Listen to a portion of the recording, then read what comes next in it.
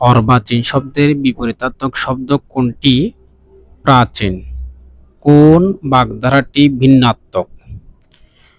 অহিনুকুল, আদায় কাঁচকলায়, সাপে নেউলে তিনটির অর্থ একই।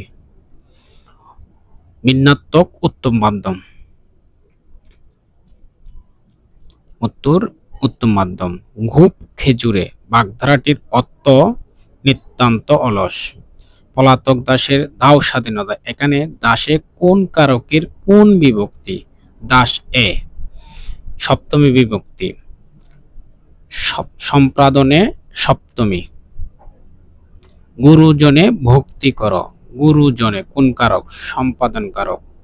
আমরি বাংলা ভাষা, এই চরণে আ দ্বারা কি প্রকাশ পেয়েছে? আনন্দ। শুধু শুধু তিনি রেগে ওঠেন, বাক্যটি কোন ভাবের প্রকাশ পেয়েছে? অভ্যাস।